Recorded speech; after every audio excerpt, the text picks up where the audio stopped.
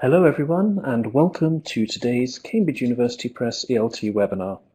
I'm really pleased to welcome as today's presenters Helen Sandiford and Jeanne McCartan. Jeanne and Helen are both authors of Touchstone and Viewpoint. Jeanne taught English in Sweden, France, Malaysia and the UK before becoming an ELT writer and is interested in applying insights from corpus research to language teaching. Helen Sandiford has extensive teacher and teacher training experience, having spent 9 years in Japan setting up English programs and teaching in Japanese senior high schools and vocational colleges. So Jeanne will be starting. So you, Jeanne. Thank you, Alistair, and good afternoon, good evening and good morning to everyone. It's nice to see such a range of people from a range of countries, so you're all very welcome. Thank you for joining us. So the title of our talk is Making the Most of Blended Learning, and by way of an introduction, we'd like you to send us a very short comment about your experience and what you think of blended learning. And we're asking for short comments of between 1 and 3 words, and the reason for this is so that we can actually see very clearly what people are saying. So we'd like you to send us one comment about a positive aspect of blended learning, something that you appreciate and enjoy about blended learning, and a short comment which is a challenge that you have with blended learning. And if you have no experience of using blended learning at all, then perhaps just write no experience. So that will give us an idea of who is in our audience and what experience you have with blended learning. While you're all doing that, there's no doubt about it that blended learning is on the increase. It's been with us for some time in other disciplines and is now coming more and more into language teaching. And it's permeating through all levels of education. In a book called Disrupting Class, the authors project that by 2019, half of all US high school courses will be delivered online. So the idea of blended learning and online learning is something which is definitely on the increase. We'd like to look at making the most of blended learning for the learner, the teacher, and for the classroom. And obviously these all overlap and are part of the same process. We'll be showing you a few of examples of blended learning materials that we have developed and designed. And we'll also report on some research that was done when these materials were used in the implementation of a blended learning program by a major international university group. So let's get started. In some senses, all learning is blended. We have for years been teaching in classrooms and sending students home to do homework. But these days, blended learning has come to mean that there is a technological aspect to what students do out of class. And it's come to mean learning through a combination of print and online materials, print used in class with a teacher, and the online materials used in a self-study environment. Throughout this talk, we'll be referring to what we call fully blended learning. And fully blended learning is when the same content can be delivered and the same learning outcomes can be achieved by using a combination of both modes.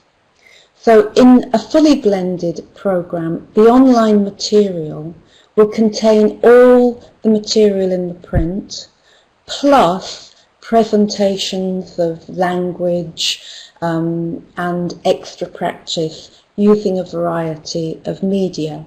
So in a sense, the material also becomes the tutor, if you like.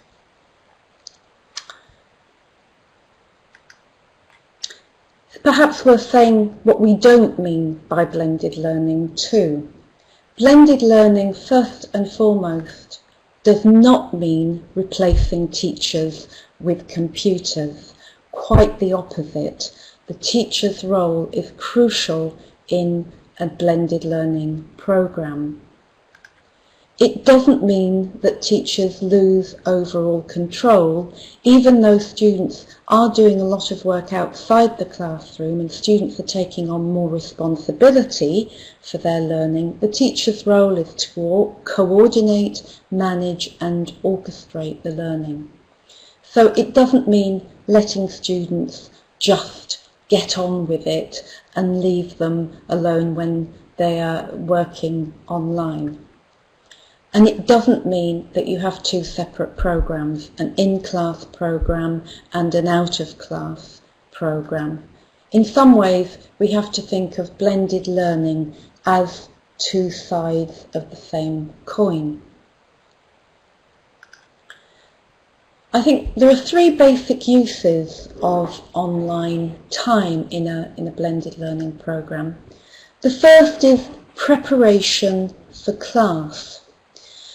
So, for example, in a fully blended program, you can ask students to learn online the grammar or vocabulary or conversation strategies that they'll need to do an activity when they come to class.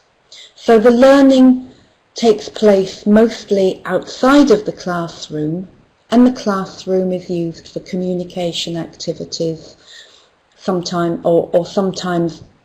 solving, answering questions, troubleshooting, solving problems students have had.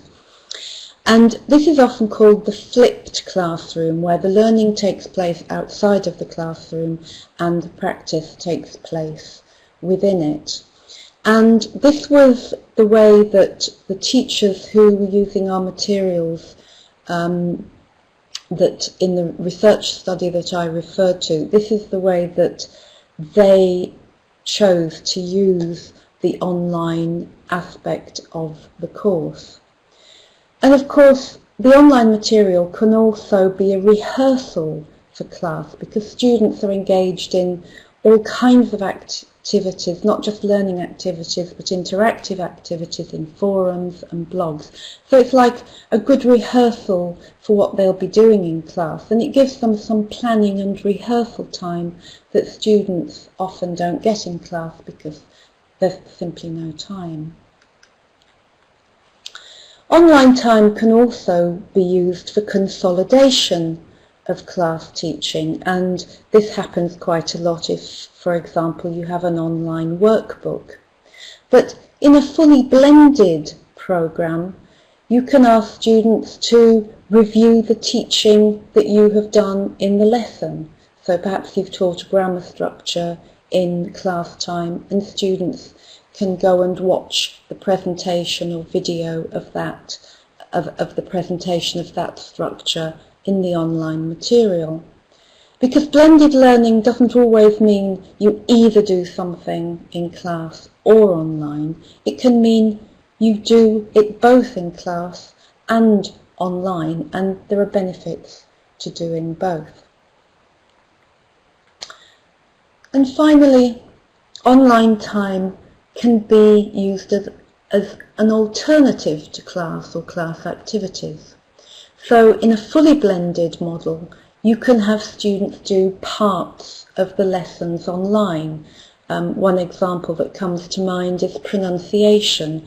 Often teachers feel not so confident about teaching pronunciation, so you can have students do the pronunciation, all the pronunciation activities, and listen to the explanations and so on online. Or you might decide that you want to assign a whole lesson to the online mode. So, for example, you might want your students to do the reading activities online, and they read the text and do all the practice and reading skills development activities online. In a way, it's entirely up to you how you do this, and there are no right or wrong answers about how you blend. You can choose your blend according to your situation, and don't be afraid to adapt it as you go along. Each class is different, each student is different, and you may need to adapt the blend according to your class and the people you have in it. A class in November, towards the beginning of a semester, may be different from a class in May towards the end of a semester when you're preparing students for exams. So it's important to feel that you can adapt as you go along. And you might want to choose your blend according to criteria such as what your aims for the programme are. In the research that was done on our material, teachers really wanted to make more class time for communication activities, so that's why they chose the blend that they did.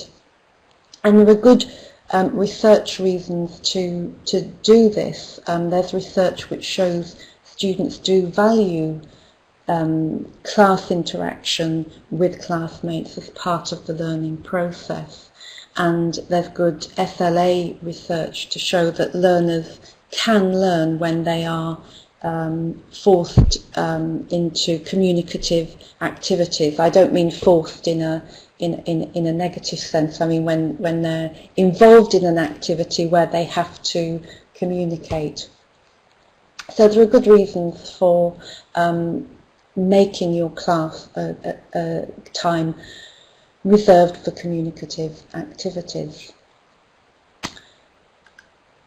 Obviously, you need to choose your blend according to the amount of study time available, so the amount of time you have in class and the amount of time that you can expect students to study out of class. And this is perhaps something that you can adapt and negotiate with your students as you find out how much time they take to do activities, and usually the software will help you see that as well. You can see what students are doing online and how much time they're taking.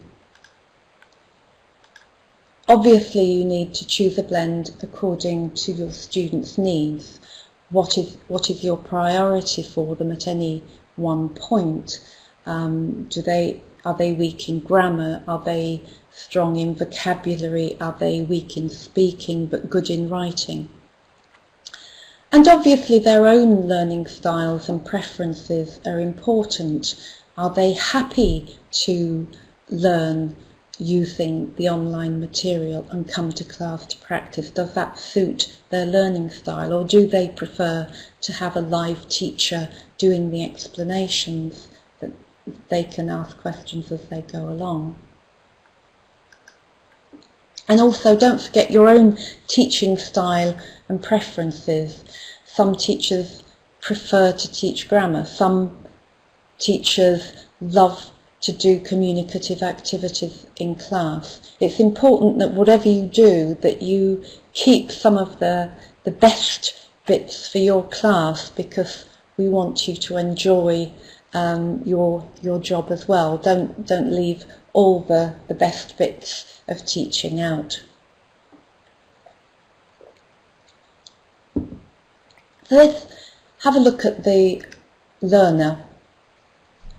In the research that was done on our material on the implementation of a blended learning programme, Johnson and Marsh said this: the confident digital native is not necessarily a confident digital learner. And what they mean by this is that students these days, they are part of the digital generation, and they're very confident using online methods of communication. They're involved in social media, they do forums, they use to messaging, blogging and so on. That is their world, that is their world that they are natives of. But that doesn't mean that they know how to use tools like the online world gives to them to help them learn. So the teacher really needs to be involved in helping to see how students can get the most benefit out of the online materials that they're using. And O'Malley and Chameau emphasise the importance of learner strategy training face-to-face as a dialogue with the teacher. So in other words, don't just leave them to get on with it and hope everything will be all right. We think, as part of the materials we've developed, it's important to encourage students to spend time exploiting what they have in the material. It's a rich online English language environment, including videos, presentations, audios, tools to record your voice, forums, written and spoken, games, and lots of fabulous tools. And they should benefit from these and exploit them rather than just doing the minimum of doing the exercises to get the grade. Obviously, students have time pressures, as do we all, but I think there are good reasons to encourage students to do more than just ticking the boxes to make sure that they've done the activities you've set. So encourage students, for example, to do all the speaking practice activities that there are online, even if they're not ones which are graded in the way that the activities which have right and wrong answers, for example, are graded. Research by Susan Hoynacki, and I hope I'm pronouncing her name correctly, showed that speaking online really benefited shy students, especially because they vastly increased the amount of speaking time that they had compared with class, and that this carried over into class activities. So a little activity like this, let me just explain how this works. This is called a video role play, and the student takes one of the roles and records their voice and can also record themselves as a video using their webcam, and the other role is enacted by an actor, and students record themselves having this conversation, and then they can play the whole thing back and see themselves interacting with the actor, if you like. So students can record themselves, hear themselves, they can play both roles, and they can also improvise around it too. The strategy that's being taught here is reacting to stories. This is just a little extract. And students can improvise, put in their own reactions, and so on. And then they go on to a freer spoken activity where they tell their own stories, and then they react to their classmates' stories. So just this practice of something as simple as this will carry over as a benefit to the classroom. Encourage students to listen and repeat material on audio or video, even if they're not asked to do so. There's great benefit in just physically practicing as much as you can. Encourage them to speak out loud and imagine, for example, that they're in conversations, in the practice activities, for example, and add comments, reactions, say what they would say in that conversation. It all adds to the speaking time that they get. Encourage students to repeat activities too. That's one of the great values of online material, is that you can do things again and again, and sometimes, for example, the grammar activities have more than one correct answer. So it's worthwhile sometimes, I think, exploring other correct answers to see what's possible and what isn't. And I mentioned earlier that you can see how long students take to do activities online, and it's important not to rush to judgment by how long students take to do things. Don't assume that if they take a long time they're struggling, because they might actually be doing this kind of exploratory activity and learning from the material. And encourage them to take part in all the spoken and written forums and blogs, and to keep them going as long as they can, because this is preparation for their class activities. And also ask them to share tips with each other about how they use the material as part of an ongoing learner strategy training. Sometimes good ideas come from students. It doesn't have learning activities, learning strategies don't have to come from us. So to sum up, them to help students to understand why they're doing certain activities online. Is it for preparation for class, or are they consolidating after class? Help them to understand how what they do online fits into the programme and the class time that you have, and what the benefits of the online material can be. I'm now going to hand over to Helen, who's going to talk more about the teacher in the classroom. Thank you, Jeanne. I appreciate that. So let's consider the role of the teacher in a blended learning environment. And make no mistake, the role of the teacher shifts somewhat in a blended learning classroom in multiple ways. Of course, as in a traditional classroom, teachers still need to be able to make the most of their instructional time. We still need to be able to teach rigorous content, and we still have to encourage students to practice and make progress. But certain competencies and certain roles become much more essential in a blended classroom. And why is that? It's largely because there's a fundamental shift in a blended classroom to more individualized learning. You know, in a traditional classroom, we spend, as teachers, a lot of our time transmitting information. We're explaining grammar paradigms, for example, working through new vocabulary, and really every student in class has that one shot at learning the material, and then the class as a whole moves on to the next task. And I'm simplifying that somewhat, but you'll get the picture, because suddenly in a blended classroom, a whole array of possibilities open up for individual students.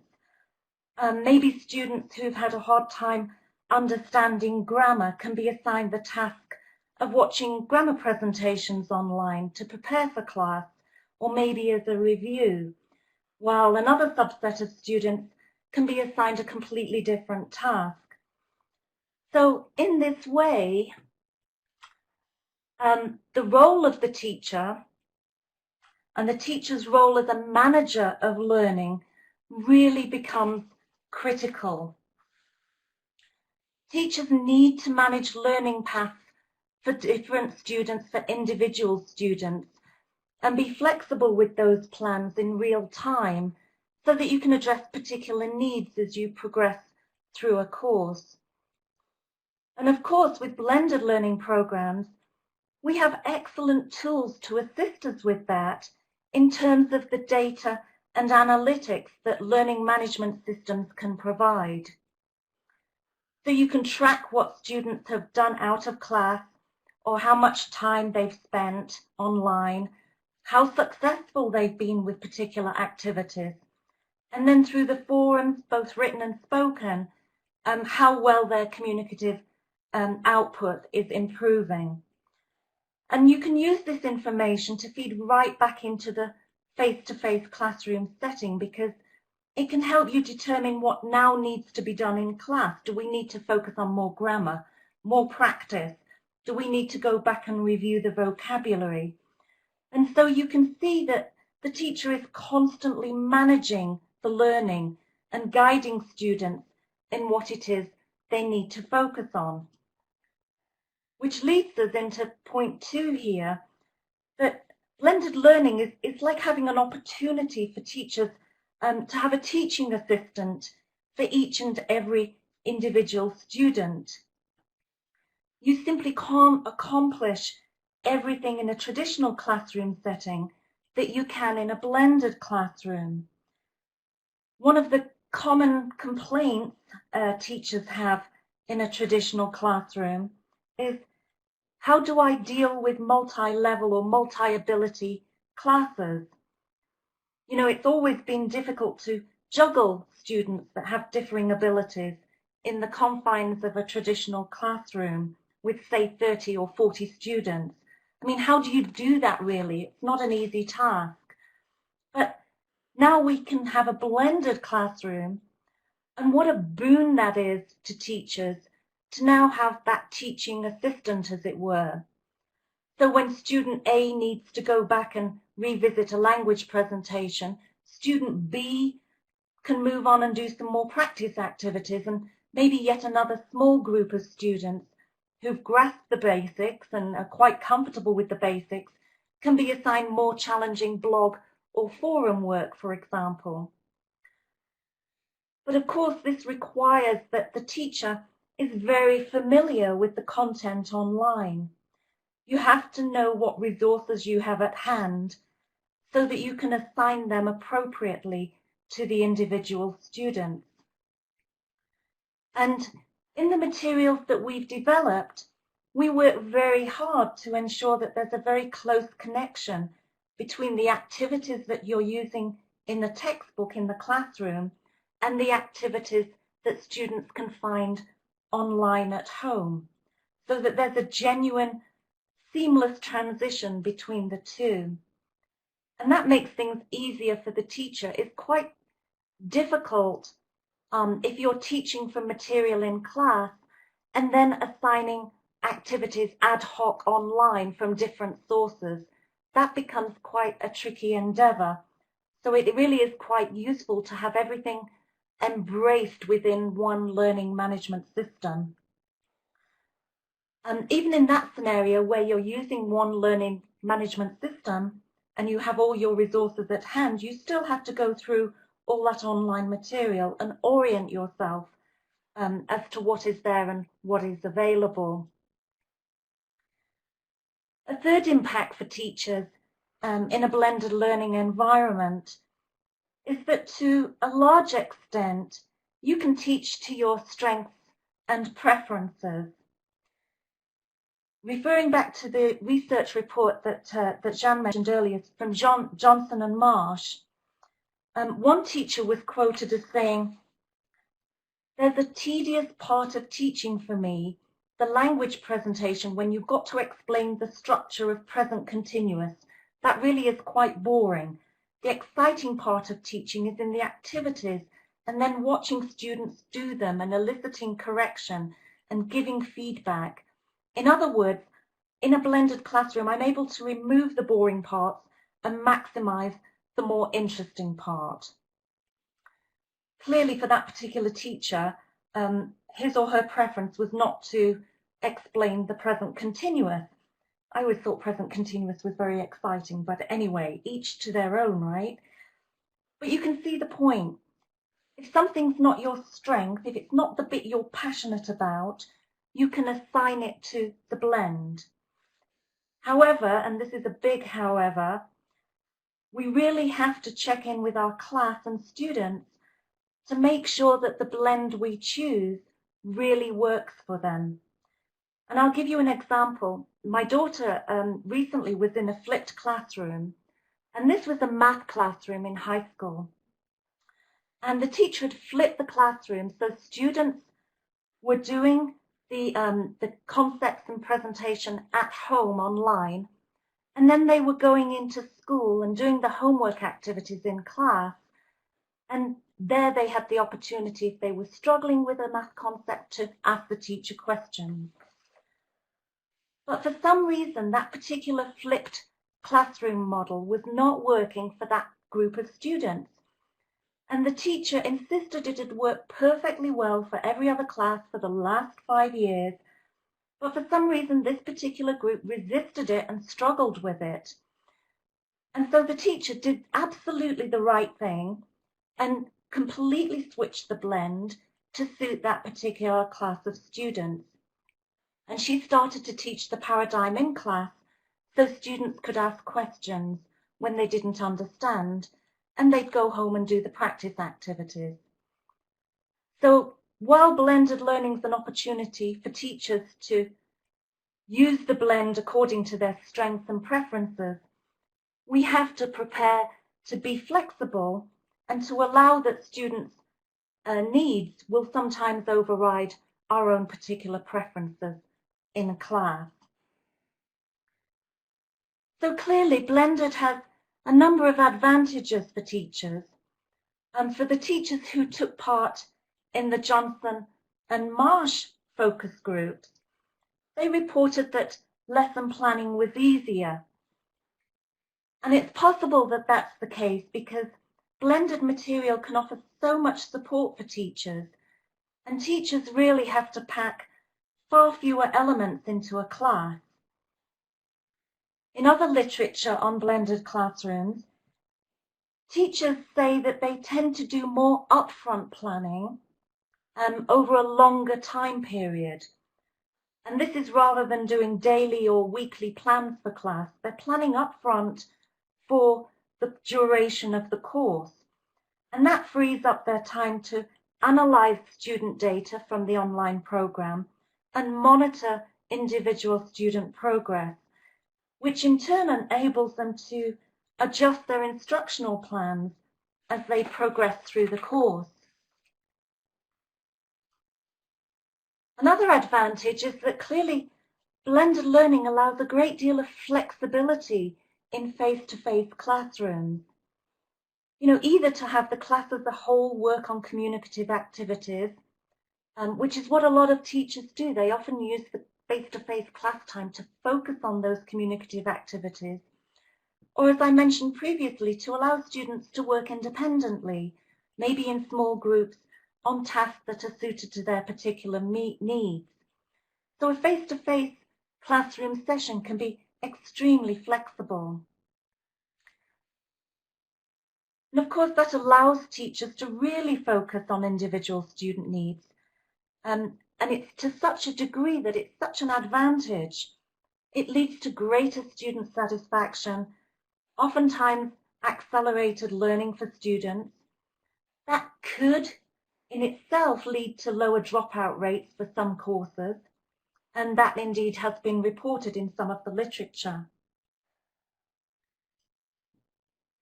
All in all, it's just more satisfying and motivating for teachers themselves, to see real progress and to see that students are animated and involved and actively learning. It's a great feeling. So for teachers who are working in blended programs, for them alone, it can be more satisfying and motivating. But of course, this all requires much of teachers. As we mentioned, you have to be familiar with the online material and see how it relates to the student book or textbook material that you're using in class. A, so that you can see what resources you have at hand and what you can usefully assign, and B, so that you can figure out the best blend for your classroom. It also means that you have to be constantly aware of how the blend is working for your students. It may not be working, so you have to be proactive in asking students if the blend is working for them. They may not speak out and they may not be as vocal as my daughter's class was, so it's important you elicit that kind of feedback from your students and find out what's working and what isn't working so that you can adjust your approach. And the other thing that it requires of teachers is that you yourself are active online, that you have a presence. Students need to know that you're involved and that you're interested. And in some settings, I've heard, students say that, my teacher doesn't notice, my teacher's not bothered, she doesn't appear online. But the important thing is that you participate in these forums, that you write comments, you give encouragements, so students can see that you're actively involved. In the Johnson and Marsh study, they reported that in some instances, when teachers were not active online in blended learning programs, and some students did report dissatisfaction, and that may have contributed to dropout rates in some of the programs. So let's move along now and consider how blended learning impacts the classroom. Well, firstly, it's clear that there's a tendency for the classroom to become much more communicative. The Johnson and Marsh study concluded that, and I quote, "This study conclusively indicates that blended learning can allow for more effective use of classroom time, i.e. provide students with opportunities to use language communicatively." And that's because you can focus on the most essential outcome of language learning in a face-to-face classroom, which is communication. Interestingly, in other literature, teachers report that the blended classroom becomes more active, and oftentimes that means noisier as students are working in small groups or in pairs, and that's something to be aware of as teachers. We may need to manage those noise levels a little more, and students may have to get used to working in a more active environment. However, while we talk a lot about using the classroom face-to-face time for communicative activities, remember, for your particular class, that may not be the case. You may choose to be doing something else in that classroom time, and that's perfectly okay. And it's okay because with the kinds of materials that we've produced, there are plenty of opportunities to do communicative activities online. And I'm going to give some examples of those communicative activities in a moment. Malu, you had asked about some examples of those kinds of activities. So we shouldn't underestimate the possibilities for students to communicate through the online medium and using the technology. And let me show you an example of the kinds of communicative activities we can create online for students to do at home. Here you'll see an activity where students are giving responses using their opinions with expressions like, "it seems to me," "if you ask me," "I think." And you'll see those expressions in those orange lozenges at the top of the activity there. So in this first stage, students are completing a series of conversations. You only see the first one there, but they're completing a series of conversations using the correct responses that are given in the box at the top of the page there. This activity then moves into a phase where students can really practice communicatively. So you'll see that students can click on a play button here and hear a statement, and that statement is, "It seems like people are getting married much later these days." Students can listen to that, and then they are required to give their own response to that statement. And you'll see the red button there for the record. If students need, they can listen to a sample answer to help them. So students listen to the statement, they record their own response, and then they can play both, so they hear the statement and their own recorded response again. It's a fantastic way for students to practice listenership or responding appropriately for something they hear. So let's try it. Think of your own response here. It seems like people are getting married much later these days. So an appropriate response might be, I know, but if you ask me, that's probably a good thing. I mean, nothing wrong with getting married when you're 30 or 40. You try it. It seems like people are getting married much later these days. Think of your own response. What we don't want is a response that says, yeah, my aunt got married at midnight. That wouldn't be an appropriate response, right? But the activity just doesn't end there. That's the first phase of the activity. You'll see in step 2 of the activity, students are directed to a forum where they hear a statement. They have to record and respond to that statement spontaneously. And then in step 3, students then go and listen to all their classmates' comments, and they record their own responses and comments on their classmates' posts. And in that way, they can build up a thread of conversation. Good blended courses should be providing lots of opportunities like this for students to communicate effectively and authentically online. And this is just one of the ways that we can do this with these kinds of online materials and blended materials. So classrooms can be more communicative. What else happens to classrooms in a blended learning setting? Well, for another thing, they become much less teacher-centered. If you think about a traditional classroom where the teacher is presenting and explaining grammar at the front of the class, it takes a lot of class time to do that. And that's why traditional classrooms are often so teacher-centered, with a lot of teacher talk.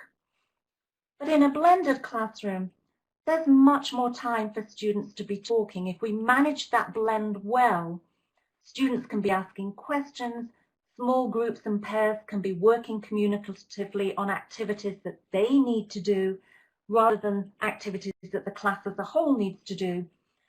And what we can see in a blended classroom is more focus on the students, and the teacher is freed up to move around the class. And of course, that's hugely advantageous because teachers can really see where there are gaps in learning, what individual students have or haven't understood, and teachers can then react accordingly and assign work accordingly. What else? Well, classes and classrooms often become more dynamic and active. Students in blended programs often become more confident in class. And why is that? Often because they've had more opportunity to prepare prior to class, or to revisit material that they haven't understood and practice more online. So once they get into a face-to-face classroom setting, they may be less reticent.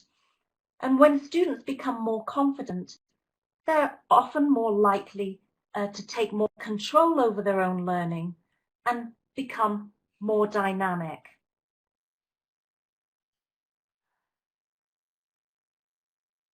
Oops, sorry, I'm going to move on to this next slide.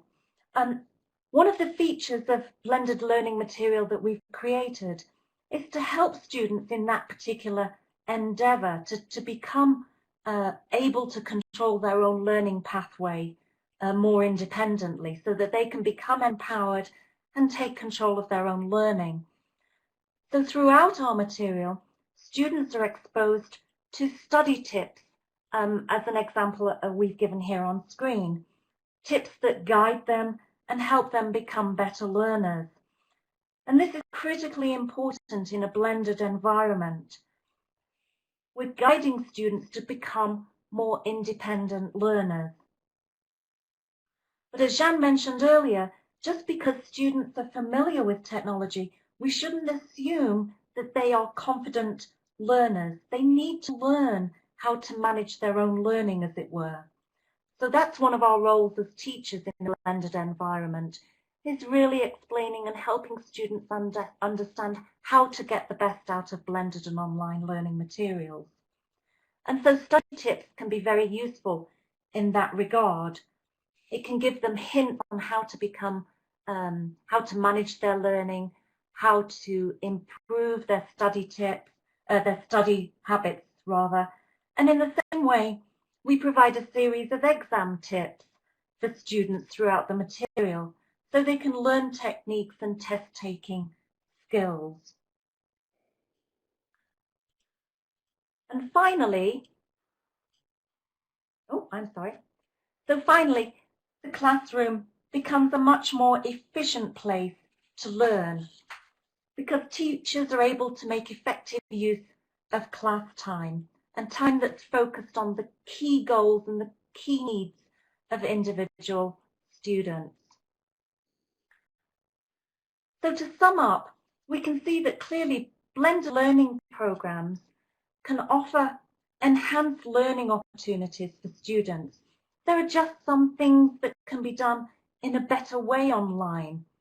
You know, being able to record your voice and compare it to a model, or being able to read or listen to a huge range of your classmates' comments. Those are the kinds of things that are often either impossible in a traditional face-to-face classroom environment or very difficult to orchestrate. Blended learning clearly allows us to create a much more individualized learning program for students. Teachers and students alike can readily track their progress with the online tools and data and quickly assess, as teachers, we can quickly assess what students' needs are and what we need to do next. So students don't get lost as they so often easily can in a large classroom. When you have a classroom of 50 students, it's sometimes easy for individual students to become invisible. And obviously the teacher has greater flexibility in face-to-face classroom and can focus on what needs to be done, knowing that there's time out of class to support and enhance the learning. So how great that students can access a presentation on grammar at home if they haven't grasped it in class, with all the explanation and step-by-step detail that they need and expect that they would get in class too. So it removes some of the burden from teachers having that backup and having that online material available. And finally, in blended learning programs, we can often see improved results, not only in terms of test scores, students often do better in these environments, but also in terms of satisfaction and in terms of better retention rates. Fewer students may drop out of the courses because they are more satisfied, because they are in control and they can see real progress. And also we can see improvement in terms of confidence. I'm going to stop there, and because I'd like to leave us some time for Jeanne and I to take your questions. Thank you for listening to us. We hope we've covered some of the questions already, but we will take some of the questions now and respond to them. Thanks, Jeanne. Thanks, Jeanne. Thanks, Helen. And yes, we've got lots of questions. So without any further ado, I'll start with a question from Malu Coelho, who asked during Jeanne's part of the presentation whether you could give us some examples of communicative activities, please. Yes, well, the short answer to that is to look at some of the materials that we've written, where we have focused very much on communication between students in the classroom, exchange of ideas, exchange of experience, exchange of views, and you know, just following on from that little example I gave of the conversation where someone is telling an anecdote about something that went wrong as they were cooking, and we were teaching students different reaction types. That serves as a very good rehearsal for students doing that in the classroom because they've had chance to think about it. We all are full of stories. If you listen to people having conversations in their free time, they're always telling stories about things that happen to them, funny things that happen to them, sad things that happen to them, accidents that happen to them, happy things that happen to them. But it's sometimes very difficult to think of something on the spur of the moment like that. You come into class with your head full of what you've been doing all day, and suddenly the teacher said, think of something funny that happened to you, and your mind goes blank if you're anything like me. So the point I was trying to make there is that the blended learning mode helps students prepare for class, for telling stories like that, and to try and simulate that notion of conversation within the classroom. Just flicking through some of the material, another example to give you is, very often we teach pronunciation as just listen and repeat, and then students don't know how to apply that or can't use what they've learnt in pronunciation to their own production. And one of the things we teach in our material is the stress of phrasal verbs and how the particle is stressed more than the verb. And the phrasal verb set that we teach is to do with friends and relationships. So things like getting along with people, going out with someone, whether your relationship works out, whether you break up. And so we've come up with some interesting questions to discuss that people have different ideas on, which use these phrasal verbs. So, for example, what's a good age to settle down with someone? And do you think relationships can work out if you both work in the same place? So what we try to do in our materials is to find the kinds of things that people might talk about in their normal daily lives outside of a language classroom and bring those into the language classroom as discussion activities. I don't know if that answers your question. I think that's great, thanks. Question from Lerma Atienza, who asks, which level of students do you think blended learning works best with, and what age group as well? Jeanne, could I take that question? Is that okay? Sure. I think the answer to that question is that, certainly from my experience, blended learning works fantastically well with any age range, any age group.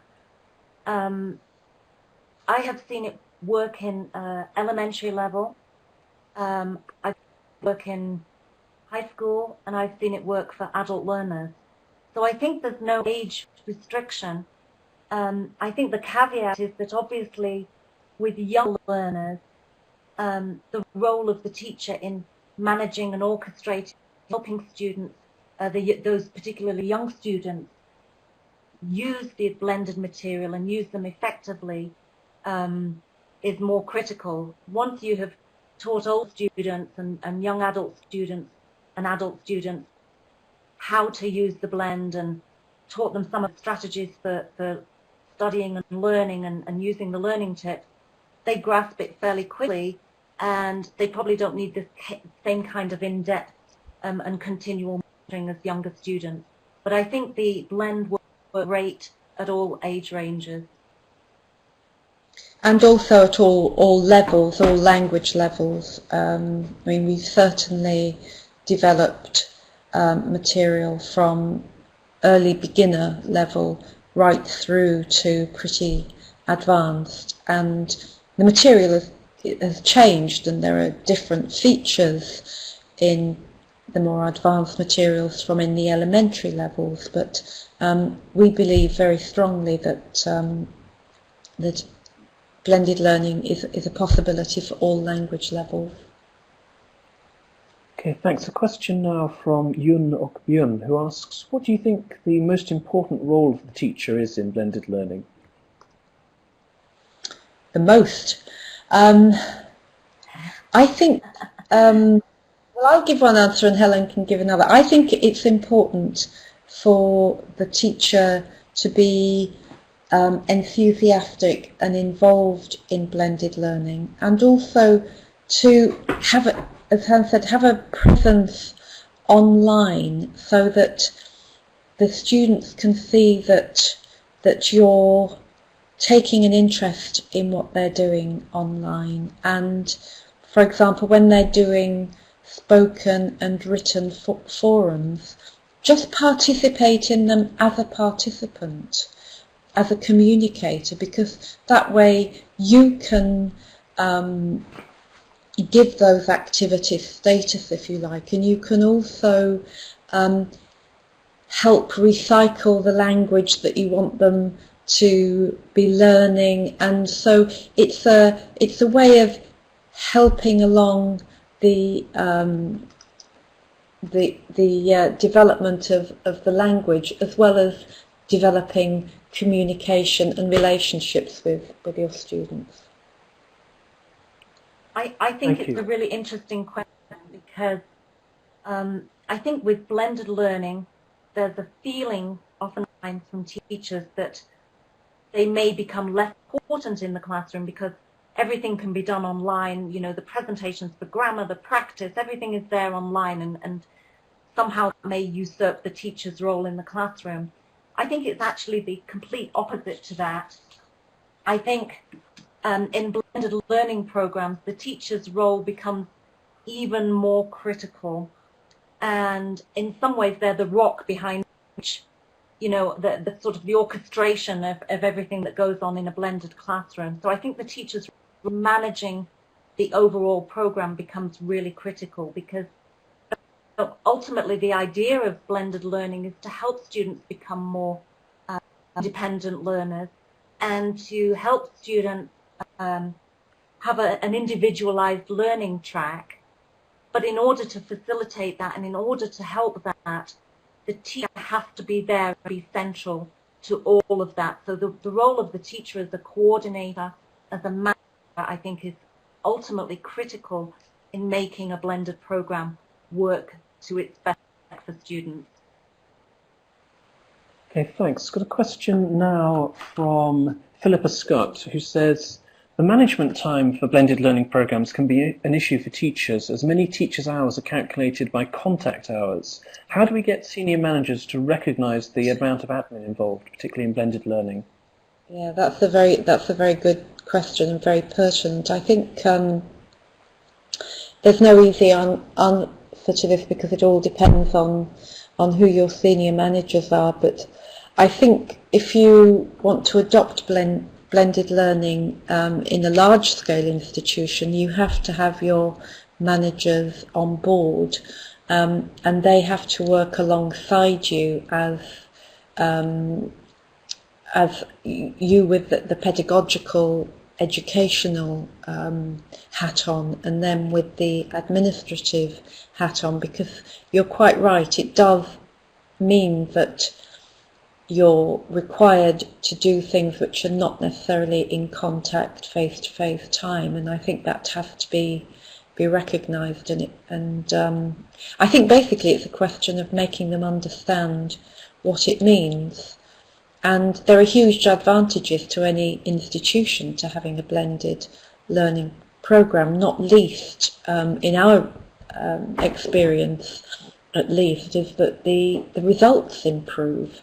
So it's a very strong motivating reason for adopting blended learning. But I think you're right. I think you have to, in a way, you have to get them on board and help them see the benefits of blended learning. So it's interesting that as a teacher you have a relationship not just with the students but also with the administrators of your institution in a way that you didn't previously.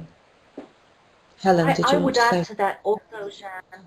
Yeah, I would add to that I think there are two different scenarios, and looking at some of the comments, I think some of the teachers we're addressing have a different scenario.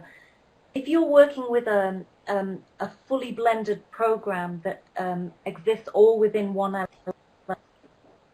you have all the materials and everything, every resource is in that one package work. That's a very different scenario than if you're trying to an individual blended program where you're using materials in your classroom and then you're going to hoc to research and find materials online that you're trying to pair up with the materials you're using in class. So if you're trying to do that as an individual teacher and trying to source online materials from different places and from different websites, etc., that is hugely time-consuming and complex, and is very different from if you're taking an online blended package that has been created and done all of that work for you. So there are those two scenarios.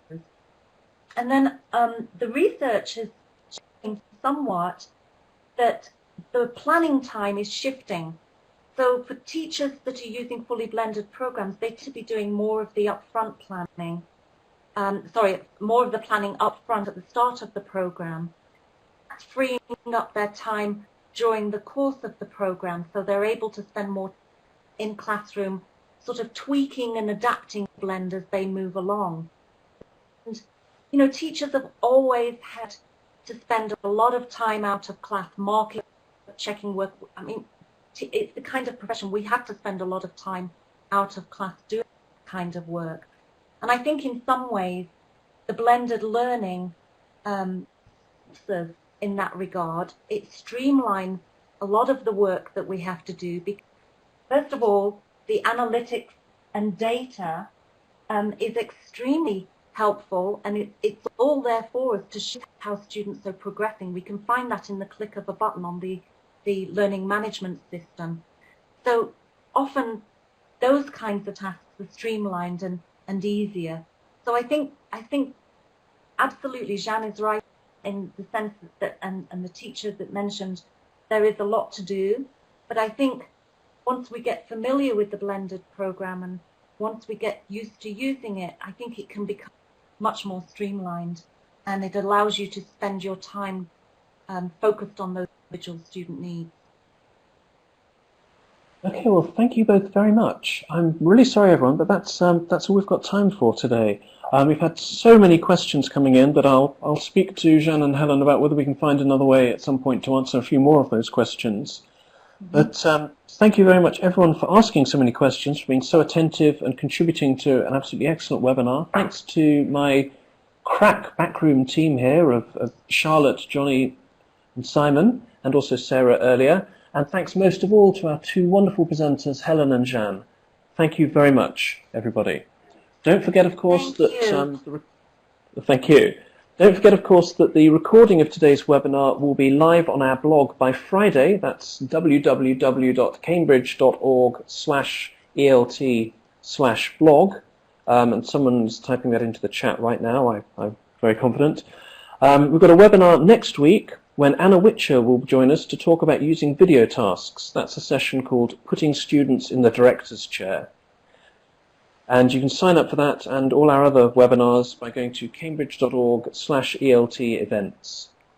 So remind you all also that your certificate of attendance for today's webinar will be sent to you automatically by Monday, and that will contain a link to the recording as well. So brilliant. Thank you very much, everybody. Thanks once again to our wonderful presenters, and see as many of you as possible next week. Thank you. Thank you. Thank you.